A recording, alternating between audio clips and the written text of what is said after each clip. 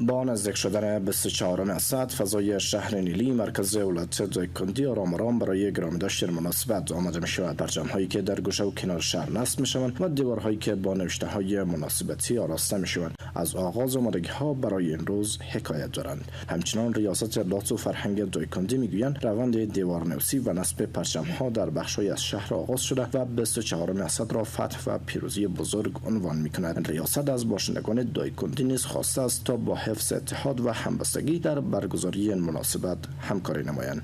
ما در آستانه 24 اسد، روزی تاریخی برای ملت و مردم افغانستان، روزی که واقعا مردم افغانستان از طریق اتحاد و همدلی و برادری و برابری توانستند نیروی تابعدندان مسلح و کشورهای متخاصم را از افغانستان خارج بکنند، استقلال افغانستان را به دست بیاره و ما می‌خواهیم که از این روزی تاریخی به گونه‌ای که شاندارشان باشند یا قابل شأنشان باشند یک روزی را تجلیل بکنیم. در سوی دیگر شمار از جوانان و فرهنگیان در نیلی نیز از این مناسبت استقبال می‌کنند. آنان می‌گویند جوانان به عنوان نسل آینده کشور مسئولیت دارد ارزش‌های موجود را حفظ کنند، در برابر تهدیدها و مداخله نیروهای بیگانه هوشیار باشند و با اتحاد و همدلی برای ثبات و آبادانی کشور تلاش کنند.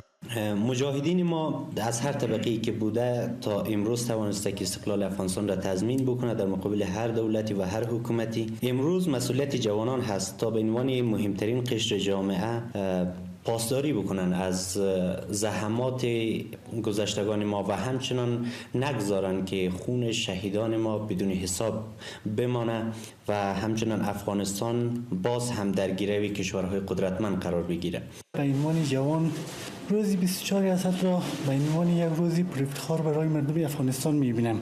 این روزی است به یاد ماندنی که مردم افغانستان با دستان خالی توانستند نیروی مجهز با زبونی از کشور بیرون کنند. بنابراین پیام مردم افغانستان این است که هیچ وقت نباید در برابر قدرت‌های مستکبر و ظالم تسلیم شوند و همیشه از خاک و کشور خود دفاع کنند. قابل یادآوری است که 24 اسد هر سال به مناسبت بازگشت امارت اسلامی به کابل و پایان حضور نیروهای اشغالگر در افغانستان گرامی داشته می شود.